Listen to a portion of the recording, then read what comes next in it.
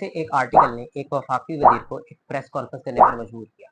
हुआ कुछ यूँ कि आज से 8 से 9 रोज़ कबल द डिप्लोमैट एक इंटरनेशनल जरीदा है जो जापान और वाशिंगटन डीसी में बेस्ड है। उसने एक आर्टिकल छापा जिसके अंदर था कि पाकिस्तान और चाइना के रिलेशंस डाउन लेवल पर जा रहे हैं। और उसके बाद वफाकी वजीर जो एहसन इकबाल है पाकिस्तान के, उन्होंने कोई 20 से 25 मिनट आधे घंटे की एक प्रेस कॉन्फ्रेंस की कि नहीं जी, पाकिस्तान के रिलेशनशिप जो है चाइना के साथ वो नीचे नहीं जा रहे बल्कि ऊपर जा रहे हैं। तो आज हम बात करेंगे कि उस आर्टिकल में ऐसा था क्या जो इतनी ज़्यादा बवाल का बायस बना। तो बेसिकली होता कुछ यूँ है कि जब भी किसी मुल्क के नुमाइंदे किसी दूसरे मुल्क जाते हैं, तो उसके बाद वहाँ से एक जॉइंट स्टेटमेंट रिलीज़ होती है, जिसको हम प्रेस रिलीज़ भी कहते हैं।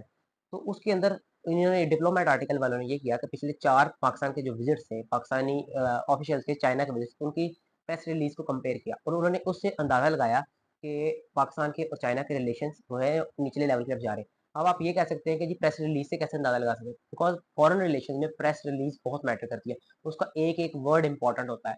कोई ऐसे नहीं कि मैं या आप बैठकर लिख देंगे और वो प्रेस रिलीज़ बनेगी, बल्कि उसको डिप्लोमैट्स बड़े अच्छे तरीके से तैयार करते हैं और देन उसको काफ़ी ज़्यादा प्रूफ रीडिंग के बाद रिलीज़ किया जाता है और दोनों साइड्स की तरफ से कंसेंसस के साथ रिलीज़ किया जाता है। उन्होंने ये पॉइंट निकाला है कि ये रिलेशन जो है वो क्यों डाउनग्रेड जा रहे हैं, उसकी उन्होंने एक वजह दी। उन्होंने कहा है कि जो 2018 से 2022 और देन 2024 की जो प्रेस रिलीज़ है, उनमें चाइना पहले तो 2018 और 22 में तो कहता रहा कि of high priority Pakistan China relationships are of high priority, लेकिन अब ये कहता रहा है कि 2024 और 23 में ये कहा है कि जस्ट प्रायोरिटी, मतलब हाई प्रायोरिटी से प्रायोरिटी की तरफ शिफ्ट हो रहा है, यानी कि जो लेवल है पाकिस्तान चाइना रिलेशन का वो नीचे की तरफ जा रहा है।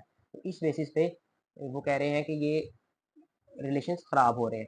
इसी आर्टिकल में उन्होंने फैक्टर्स भी बताए हैं जिनकी वजह से पाकिस्तान चाइना रिलेशंस खराब हो रहे हैं। तो वो 3 है, एक है इंस्टेबिलिटी, दूसरा सिक्योरिटी, तीसरा सीपैक। सबसे पहले हम इंस्टेबिलिटी को देखते हैं।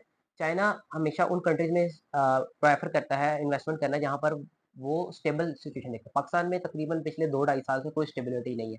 सबसे पहले ये 2023 में उस वक्त चाइनीज फॉरेन मिनिस्टर थे, उन्होंने कहा था कि पाकिस्तान को अपने घर को थोड़ा सा दुरुस्त करने की जरूरत है, उसको स्टेबिलिटी लाने की जरूरत है। ये तब की बात है जब इमरान खान अरेस्ट नहीं थे हुए। तो उसके बाद से देखें क्या कुछ हो गया है, तो मतलब यानी कि चाइना जो है वो हेजिटेंट फील करता है, बिकॉज़ अभी पाकिस्तान में कोई भी एक ऐसा ग्रुप नहीं है जो रिस्पॉन्सिबिलिटी ले सके, बिकॉज़ पॉलिटिकल इंस्टेबिलिटी है।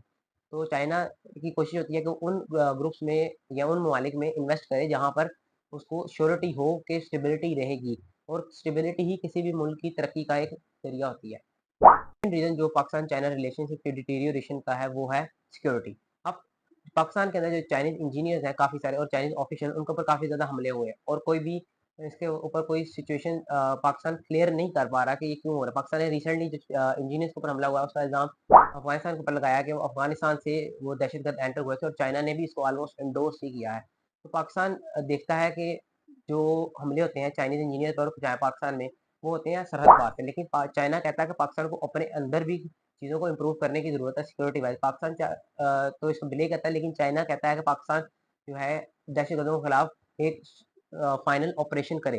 जैसा ज़रबे अज़ या इस तरह का कोई ऑपरेशन किया था, उस तरह का एक ऑपरेशन करे ताकि चाइनीज़ इंजीनियर बहुत अच्छे तरीके से काम कर सकें इन इलाकों में। थर्ड रीज़न जो पाकिस्तान और चाइना के रिलेशनशिप की डिटीरियोरेशन का है वो है सीपैक। सीपैक जो स्टार्ट तो बहुत ज़्यादा वादों के साथ हुआ था, लेकिन काफ़ी अरसे से वो बैक बर्नर पर जा चुका है। उसकी वजूहात कोई फाइनेंशियल भी है, कुछ पॉलिटिकल भी है। फाइनेंशियल को अगर हम बात करें तो उसके जो प्रोजेक्ट्स हैं वो काफ़ी ज़्यादा महँगे हो रहे जाते आ रहे हैं। जैसे ML1 है, मेन लाइन 1 प्रोजेक्ट जो है रेलवे का, वो काफ़ी ज़्यादा $6 बिलियन यूएस से ऊपर चला गया। पाकिस्तान जो है वो सर्कुलर डेब्ट क्राइसिस में गिरा पड़ा है। चाइनीज़ कंपनीज़ कुछ ऐसी हैं जिनके पाकिस्तान ने एनर्जी से रिलेटेड उनके पैसे देने हैं।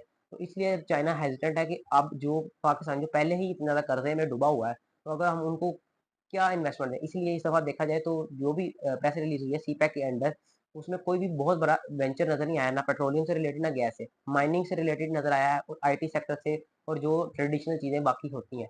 तो पाकिस्तान को इस आर्टिकल के अंडर रहते हुए और वाक़ई ये रियलिटी है, देखना पड़ेगा कि पाकिस्तान चाइना रिलेशन कैसे स्टैंड कर रहे हैं। बिकॉज़ पाकिस्तान दोनों साइड्स को बैलेंस करने की एक नाकाम कोशिश कर रहा है अब तक। अमेरिका की और चाइना को बैलेंस करने की एक नाकाम कोशिश कर रहा है। पाकिस्तान ने 1970s में बैलेंस किया हुआ है चाइना और अमेरिका के रिलेशन को, लेकिन अब दुनिया बहुत ज़्यादा चेंज हो चुकी है। चाइना तब उतनी स्ट्रॉन्ग नहीं थी और अमेरिका उतनी वीक नहीं थी। अब चाइना राइज़ पर है, अमेरिका डिक्लाइन में है। तो पाकिस्तान को देखना है कि पाकिस्तान ने अगर एक साइड लेनी है तो वो कौन-सी लेनी है। उसको वाइज़ली चूज़ करना पड़ेगा, ना कि ये देखें कि शॉर्ट टर्म गेन क्या होंगे।